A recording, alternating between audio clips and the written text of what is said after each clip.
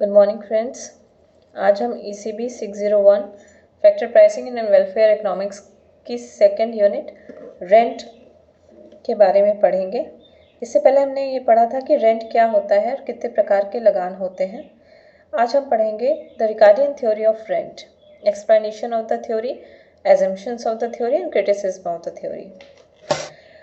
पहले हम ये जानते हैं कि रिकॉर्डो ने अपने लगान सिद्धांत में क्या कहा है या रिकॉर्डो के अनुसार लगान क्या होता है। आर्थिक लगान के संबंध में रिकॉर्डो ने ये कहा था कि भूमि की उत्पत्ति का वह भाग जो भूमि की मौलिक तथा अविनाशी शक्तियों के उपयोग के लिए भूस्वामी को दिया जाता है लगान कहलाता है। रिकॉर्डो का यह विश्वास था कि भूमि की उर्वरता भूमि की मौलिक और अविनाशी गुण होता है तथा भूमि की पूर्ति को ना तो अल्पकाल में और ना दीर्घ काल में बढ़ाया या घटाया जा सकता है। इसलिए लगान भूमि के प्रकृति दत्त होने के कारण उत्पन्न होता है। Now, what is the explanation of the theory? David Ricardo, an English classical economist, first developed a theory in 1817 to explain the origin and nature of economic rent. Ricardo used the economic and rent to analyze a particular question in the Napoleonic Wars. In 1815, there were large rise in corn and land prices. Did the rise in land prices force up the price of corn, or did the high price of corn increase the demand for land and so push up land prices? Ricardo defined rent as that portion of the produce of the earth which is paid to the landlord for the use of the original and indestructible powers of the soil. In this theory, rent is nothing but the producer's surplus or differential gain, and it is found in land only. Ricardo के अनुसार लगान कैसे उत्पन्न होता है, ये हम जानने की कोशिश करते हैं। रिकॉर्डो ने अपने लगान के सिद्धांत का प्रतिपादन करने व इसको समझाने के लिए एक ऐसे देशों की कल्पना की जिसमें जनसंख्या बहुत कम है। इस देश में खेती योग्य भूमि बहुत अधिक होगी और सब भूमि पर खेती करना आवश्यक नहीं होगा। सबसे बढ़िया भूमि काफी विस्तार में उपलब्ध होगी, इस कारण उसी पर खेती करेंगे। जब आवास तथा जन्म के कारण उस देश की जनसंख्या में वृद्धि होती है तो अनाज की मांग बढ़ती है। इससे दूसरी श्रेणी की भूमि पर खेती की जाने लगती है। दूसरी भूमि पर श्रम और पूंजी की पहले जितनी ही मात्रा लगाने पर पहले से कम उत्पत्ति प्राप्त होती है। इन दोनों भूमियों की उत्पत्ति में जो अंतर होता है उसी को लगान कहा जाता है। दूसरी श्रेणी की भूमि पर कोई लगान नहीं होता, इसलिए इसको सीमांत भूमि या लगान रहित भूमि कहते हैं, नो रेंट लैंड कहते हैं। इस प्रकार जो घटिया भूमि का प्रयोग में लाया जाता है उससे अच्छी भूमि पर लगान उत्पन्न होने लगता है तथा उससे भी अच्छी भूमियों पर लगान बढ़ जाता है। जैसे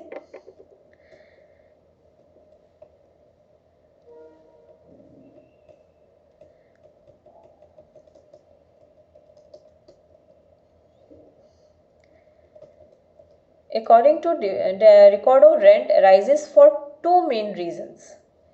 First, scarcity of land as a factor and differences in the fertility of soil. What is scarcity land according to Ricardo?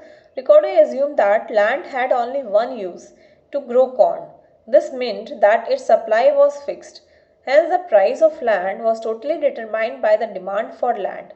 In other words, all the price of factors of production in perfectly inelastic supply is economic rent. What is differential rent? According to Ricardo, rent of land rises because the different plots of land have different degree of productive power. Some lands are more fertile than others. So there are different grades of land. The difference between the produce of the superior lands and that of the inferior land is rent. What is called differential land? Let us illustrate the Ricardian concept of differential rent. The concept of differential rent arising due to differences in the fertility of different plots of land is illustrated in figure 13.2.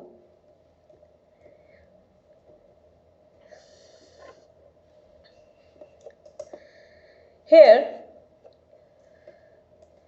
AD,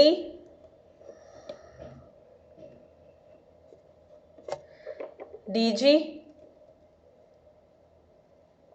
and GJ are three separate plots of land of the same size but of difference in fertility. The total produce of AD is A, B, C, D. That of DG is D, E, F, G, and that of GJ is G, H, I, J. The first and second plots of land generate a surplus shows by the shaded areas, which represent the land of the first two plots of land. Since the third plot GJ has no surplus, it is marginal land or no rent land, grade 4 below marginal, and land will not be cultivated because rent is negative. Okay हम एक दूसरे उदाहरण से भी इसको समझ सकते हैं.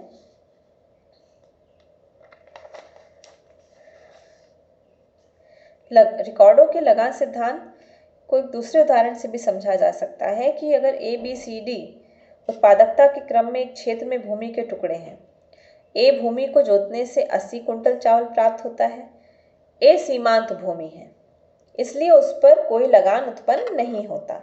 जनसंख्या वृद्धि के कारण बी भूमि को जोता जाता है, जिससे 60 कुंटल चावल की उपज होती है. अब ए भूमि से 20 कुंटल लगान प्राप्त होता है. जनसंख्या में और वृद्धि होने से सी और डी भूमि को भी जोता जाता है, जिनसे क्रमशः 40 और 20 कुंटल चावल की उपज प्राप्त होती है. अब डी भूमि सीमांत भूमि है, जिसके कारण ए भूमि से 60 कुंटल, बी भूमि से 40 कुंटल और सी भूमि से 20 कुंटल चावल के समान लगान प्राप्त होता है. लगान उत्पन्न होने की प्रक्रिया को रिकॉर्डो ने इस प्रकार स्पष्ट किया है. अब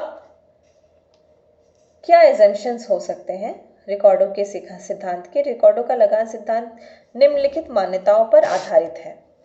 पहला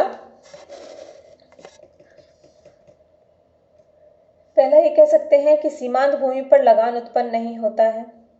दूसरा, उन्होंने कहा कि लगान भूमि की मौलिक एवं अविनाशी गुणों का परिणाम है. तीसरा होता है भूमि को उसकी उर्वरता के क्रम में जोता जाता है. चौथा है भूमि में घटते हुए उत्पादन का नियम लागू होता है. पांचवा है लगान उत्पन्न होने के कारण भूमि के उपजाऊपन में अंतर होता है. Assumptions of the theory. Ricordian theory of rent is based on the following assumptions. First, rent of land arises due to the differences in the fertility or situation of the different plots of land. Ricardo assumes the operation of the law of diminishing marginal returns in the case of cultivation of land. Ricardo looks at the supply of land from the standpoint of the society as a whole. In the Ricardian theory, it is assumed that land being a gift of nature. What are the criticisms of the theory? Ricardian theory has been criticized for the following grounds. पहला है, Ricardo ने खेती का जो ऐतिहासिक क्रम बताया है वो गलत है. दूसरा, रिकॉर्डो का विचार गलत है कि लगान केवल भूमि को ही प्राप्त होता है. आधुनिक अर्थशास्त्री ने यह सिद्ध कर दिया कि लगान उत्पादन के प्रत्येक साधन को प्राप्त होता है. तीसरा है, रिकॉर्डो के अनुसार लगान मूल्य में सम्मिलित नहीं होता है. बहुत सी दशाओं में मूल्य लगान में सम्मिलित हो जाता है. रिकॉर्डो के अनुसार लगान प्राप्त होने के लिए सीमांत भूमि का होना आवश्यक है, परंतु आलोचकों ने कहा है कि सीमांत भूमि का होना आवश्यक नहीं है. लगान निर्धारण के लिए एक अलग सिद्धांत की आवश्यकता नहीं है. अन्य सिद्धांतों के समान भूमि भी उत्पादन का साधन है. जिस प्रकार अन्य साधनों का पारिश्रमिक तय होता है, उसी प्रकार भूमि का पारिश्रमिक भी तय होता है. Ricardo considers land as fixed in supply. Of course, land is fixed in an absolute sense, but land has alternative uses. So, the supply of land to a particular use is not a fixed. For example, the supply of wheat land is not absolutely fixed at any given time. Ricardo's order of cultivation of lands is also not realistic. If the price of wheat falls, the marginal land need not necessarily go out of the cultivation first. The productivity of land does not depend entirely on fertility. It also depends on such factors as position, Critics have pointed out that land does not possess an original and indestructible powers, as the fertility of land gradually diminishes unless fertilizers are applied regularly. Ricardo's assumption of no rent land is unrealistic, as Ricardo restricted rent to land only, but modern economics have shown that rent arises in return to any factor of production, the supply of which is inelastic. According to Ricardo, rent does not enter into price, but from the point of view of an individual farm, rent forms a part of cost and price. The conclusion, in spite of the various shortcomings of the Ricardian theory, it cannot be discarded. As Stonier and Haig remarked, the concept of transfer earnings helps to bring the simple Ricardian theory of rent into closer relation with reality. Thank you everyone. Have a nice day.